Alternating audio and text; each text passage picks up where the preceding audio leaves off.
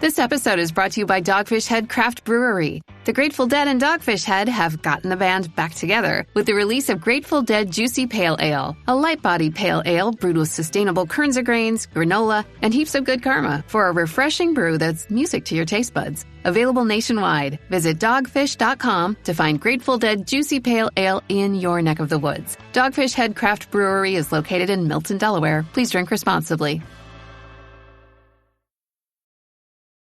Welcome along, everyone.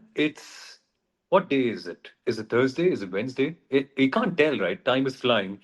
But one thing we do know for sure is that we're running towards the Dutch Grand Prix this weekend, the home of Max Verstappen, a place where Lando Norris won last year. So continuing the Orange Brigade. And this time out, the big question is very, very clear. Which McLaren is going to be on top? Because quite clearly, Kunal, we're heading into the final couple of races in Zandvoort's Formula One career. It's second leg, in a way.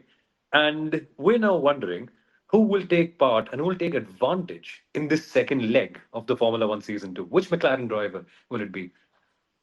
I like how you just said, which McLaren driver will it be? We've got 10 races to go, several sprints, but yes, it's going to be between the two McLaren drivers. That's what the title battle is going to be. Oscar Piastri just said the pressure is only going to increase. And Somil, do we just take Oscar Piastri's mental strength for granted? Is it because Lando Norris's mental strength may or may not show up, even though his talent does? What do you think? Yeah, I think we do. I think we really do. Even though Lando hasn't quite won championships quite like Oscar has in his junior career, Formula 3 and Formula 2 both. And we have seen more of that mental fortitude recently from Oscar. You can't take it for granted because it's a Formula One World Championship and you never really know. We thought Lewis was so mentally strong in 2007, but then came Shanghai and then that tested everything. And moments like this can and will come. 9 points of a difference between Oscar and Lando. So far, Oscar has been a more impressive driver in my mind.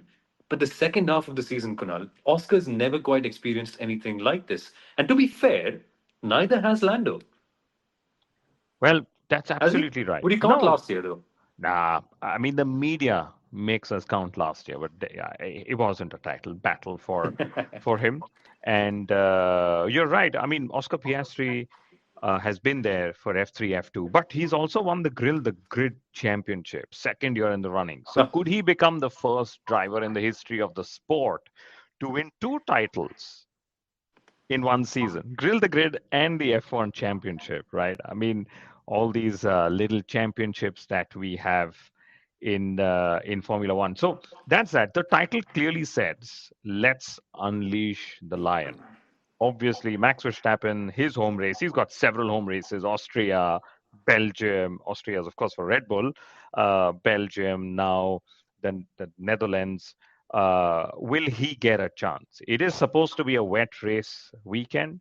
FIA has increased the pit lane speed limit from 60 to 70. It's a narrow lane. It's an old school circuit. We all love it, which is why it's going away. Have you ever thought of old school circuits staying because they're old school circuits? It's almost certain, like Lando Norris's mental strength. Will an old school circuit actually stay? We don't know, but the new ones, the Tilkedromes or whatever we call them, it's a certain they'll stay. Anyway, so my point was, will Max have a chance? It's a wet race, two stopper expected. Pirelli is going one stop softer, and this sort of brings others into play purely because McLaren's main strength of managing rear tire temperatures in warm conditions. That if it stays, if it's wet, they don't really get to use that Yeah. factor in their competitive advantage. No, for sure. For sure, they don't get to. And that might be something to watch for this weekend. Remember, it is forecasted to be rainy all throughout the weekend. And if it does stay dry, we do have a set softer tires. So that's where it's all going to be. And this circuit is one where you've got lots of bankings. It's a fast circuit. It's almost like a Hot Wheels track. That's the way I like to say it. And it is also Hot Wheels because it's all orange all around, which gives another reason for us to call it a Hot Wheels circuit. But it really is. Turn one has so many lines. Turn three flows a lot. And you can see drivers really gaining or losing time. So if it does rain, that will particularly be a spot to watch for. and then the slingshot down onto the final couple of corners. Which means if you have softer tires, tire stress is something to keep in mind. The front lefts, in fact, both the fronts get worn down a lot. That's what Pirelli says in their official previews. And if it does not rain, it becomes a matter of preserving them a lot, which means if it's hot, it could be a McLaren situation. But you never know, right? It's not a very rare heavy track according to what Pirelli says. So it's tough situation to figure out what will happen. And on top of that, you've got the weather. And on top of that, you've also got to factor in that this place has a short pit lane, which has now been made even shorter, Kunal. That 60 kph limit that Zandvoort had for their pit lanes, gone. It's now 80 kph, just like any other track, which means more chaos in the pit lanes, which also means more facilitation of pit stops because now, theoretically, the penalty is less, right? Oh, yeah. Pirelli wants to bring more strategic variation. So if we see more overtakes here, traditionally, Zandvoort allows for overtaking opportunities, but we may also see some drivers doing a one-stop versus a two-stop, and then the tire, advantage or disadvantage could lead to a few more overtakes than we might otherwise get, right? But Samuel, typically we see an entry, like you said, the slingshot last banked corner. We see overtakes into turn one. I love turn three and the multiple lines it offers. And if Yeah. there's one driver I would like to watch on the opening lap through turn three, that's always Fernando Alonso.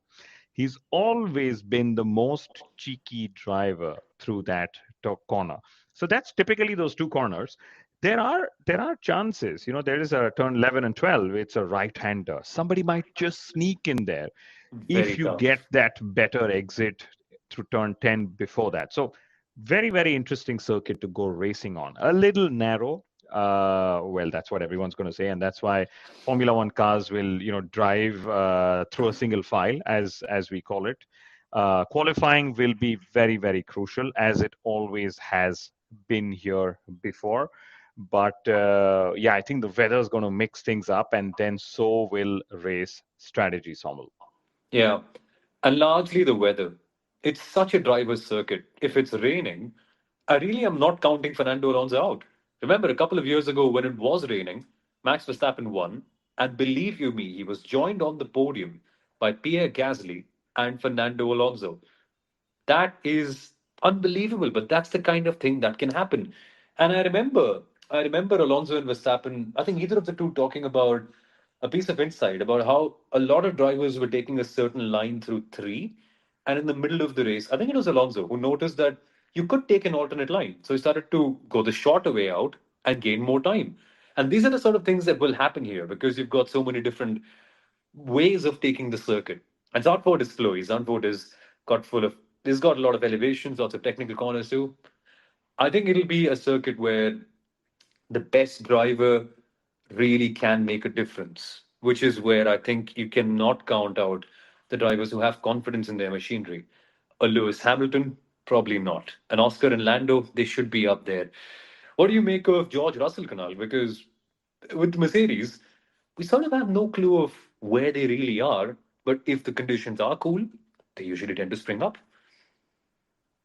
Absolutely, and I like how you put it that you need so much confidence in the car. Rain will miss the competitive sessions as Feyanshu. Yes, we have the weather god with us. Of course, it's very early. It's still 72 hours before something serious happens on track. Yes, we've got free practice tomorrow.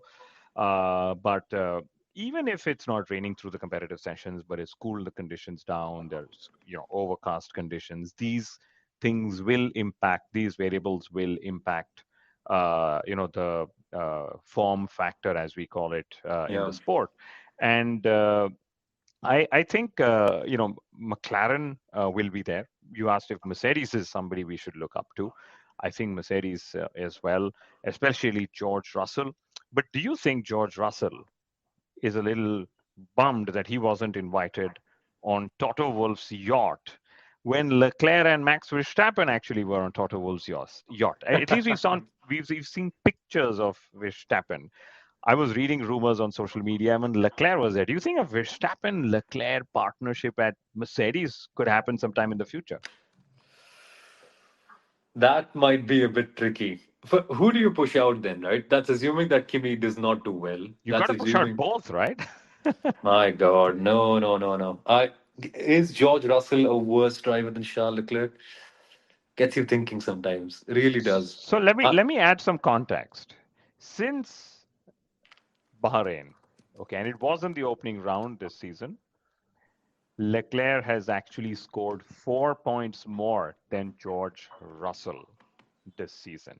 So Leclerc is on 131 points. Russell's got 127 points. Max Verstappen has got 126 points. So while Russell has had great headline results, including a win in Canada, pole position, several podiums, etc., and Leclerc has a best place finish of second in Monaco.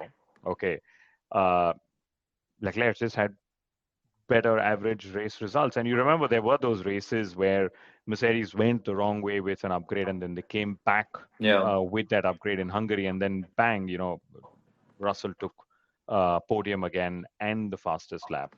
And Alice is saying, hello there, fellas. Rainy greetings from Zandvoort. Yes, Alice, that you should just be our weather person this race weekend. So after qualifying, when we have a live stream, and just after the race as well. You're welcome to have us there. But what else have we got, Samuel? Any more stats? Any more stories? I think one story which you have been tracking, which will come out in the media, is Alex Palou. Yes. Suddenly, that's going to be the name. Everyone's going to be searching who is Alex Palou. So Samuel's done a lovely piece to camera for our YouTube channel, which should be live tomorrow. Our editor is Yeah. working on it. But Alex Palou as a replacement for whoever. I mean, as a savior of the number two seed in Red Bull. Let me put it as that. Because when Yeah. you say replacement, you actually go all the way back to Ricardo. There's too many names to take. Exactly. Exactly. And the big story that you kind of framed very well when we were doing that recording is that Red Bull are looking to an oval racer to do what a Perez, a Sonoda, a Lawson, a Gasly, an Albon all couldn't do, which means that Red Bull has run out of options, which they kind of have. Or have they? Do they have enough options? And are they just protecting Isaac Hadjar, which I think is the case here? I don't think you should get him up too early. So what do? You look at an experienced racer from outside of your network, not impossible. You've done that before with Perez, and dare I say it's worked out with great success compared to all the other options. Alex Palou would be an option like that. Although he's not done Formula One, he has tested for McLaren as a part of their TPC program. He's also been a McLaren reserve driver. I rate him a lot.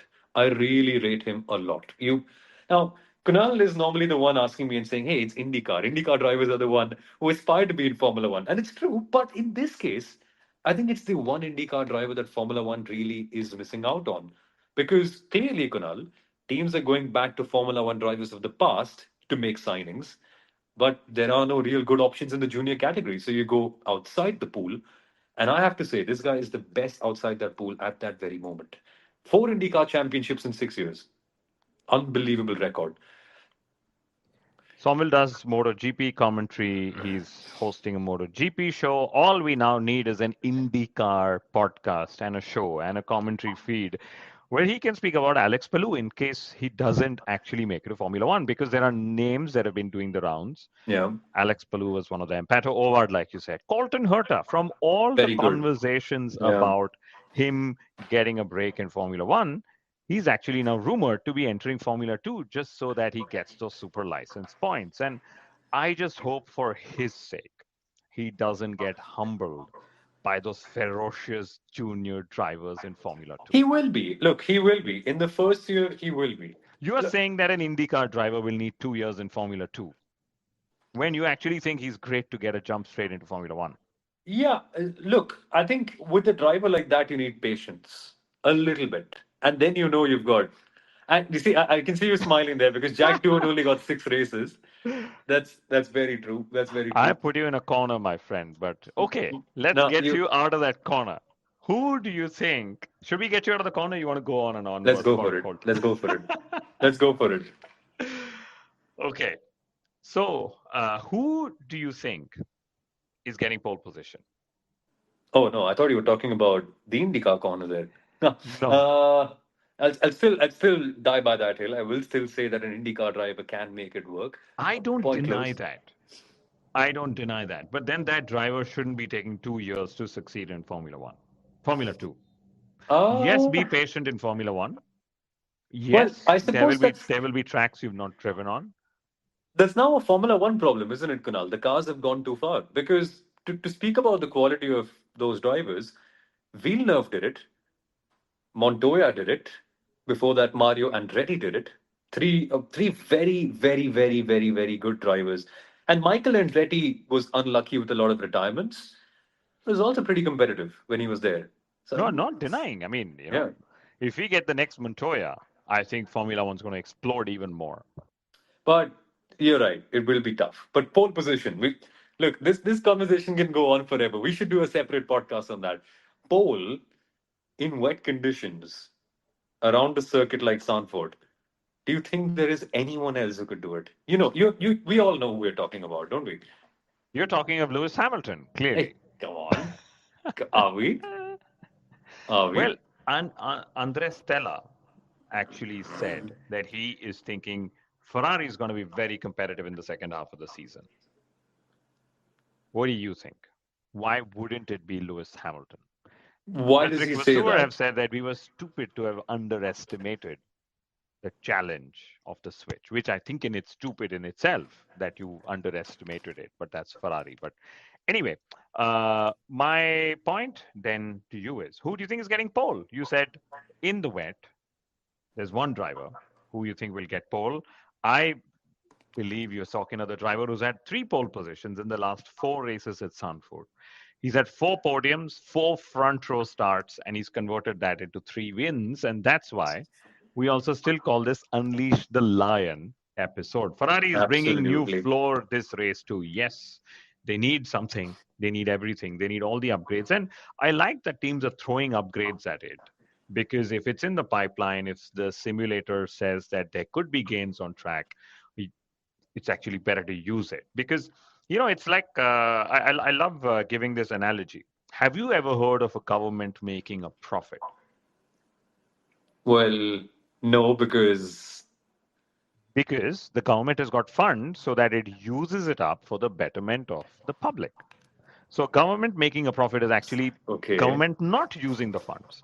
So it's the same logic with Formula One teams. If you got the funds and you'd rather use it than keep it in the bank because now the teams are positive cash flows. Now the team are positive businesses as well. So I'm glad they're bringing floors. I think the Yep. development cycle will continue and there will be several learnings that they can take from this year to the next, which is interaction of how tires and surfaces are and aerodynamics and setup and what drivers prefer. So it's not that suddenly there's a new car and just design it differently and the laws of physics are different next year. So there will be upgrade cycles that will continue as late as even Haas saying that they might just bring a new floor at their third home race in Kota, which is several races away.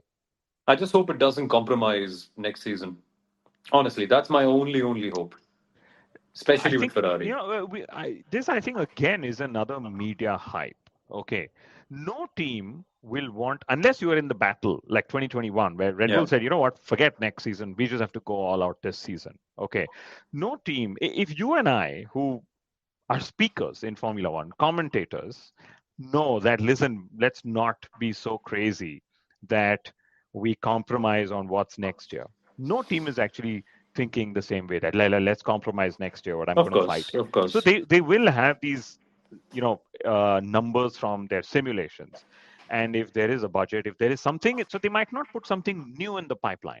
Okay, it's not that suddenly somebody's drawing a front wing today and bringing it now. These designs have been in the pipeline, they've been in testing, they've been in CFD and other simulations. And if their numbers say let's bring this, they will bring it to the track. Because there's another thing, because every time you bring a new iteration, Sawmill, you're also intellectually challenging your team to make sure that Make they it, yeah. deliver upgrades that work. Right? There's Correct. two things: deliver upgrades, point one, that work, and these are all people who love to be challenged. So yes, upgrades will continue as well. Let's look forward to what upgrades people are getting. No, but I've got to be like a mother, right? We've all got to be like a mother. Even though the mother knows that the child will get things done, she will still say, "Beta, just Just get it done.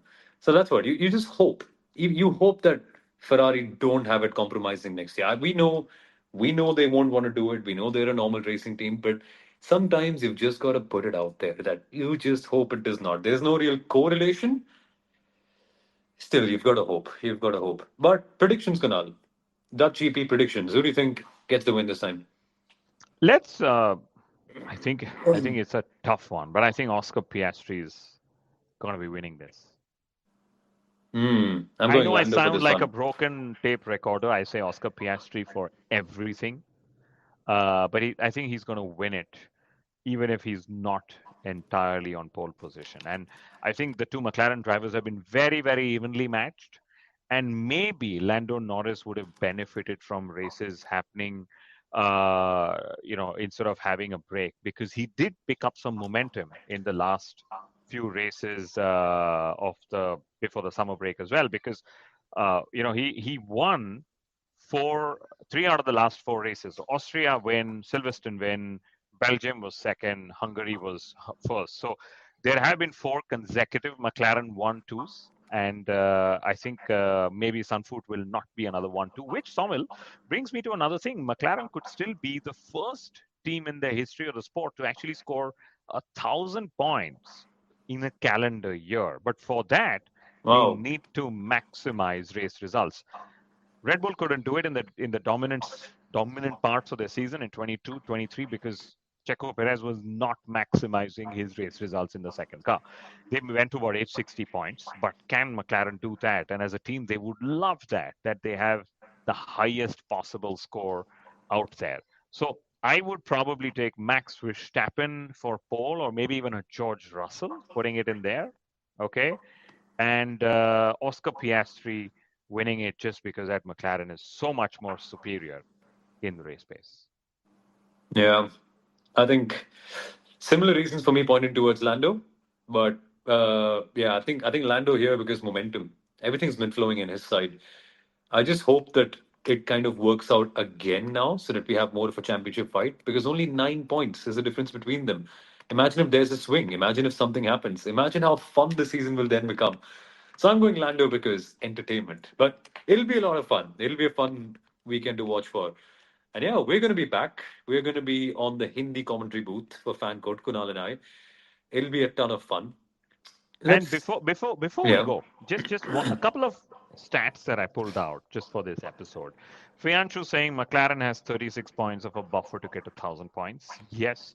Manny is listed the hits and misses of all the drivers to have crossed the pond from America to Europe, and he's saying I'm inclined to put Palou on the hit list, which is interesting because the misses include Michael Andretti, Alexandro Zanardi, and Sebastian Bourdais. I'm sure we all remember him as well, right? Well, yeah, that's true. Yeah. Scott Speed as well. Anyway, But none of them were as good as this guy is. yeah, So yeah. So the interesting stat, there have been five pole sitters in the last several races. Leclerc is the most recent one, 19 days. Oscar Piastri hasn't been on pole since 2 months and some 30 odd days or something. So almost 3 months, if you were to just calculate that. Can you wow, imagine? But he still got the best wow. high edge average qualifying position for any driver.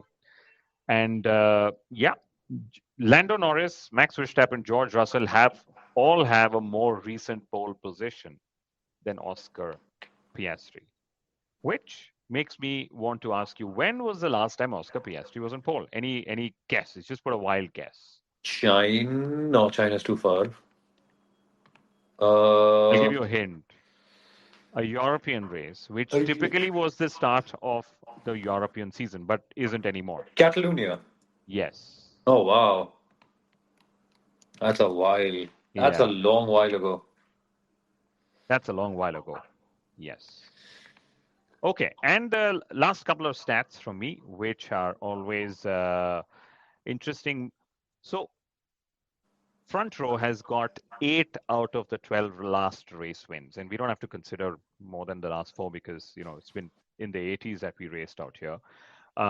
Jim Clark actually has the most Dutch Grand Prix wins with 4 race wins. We always thought all along it was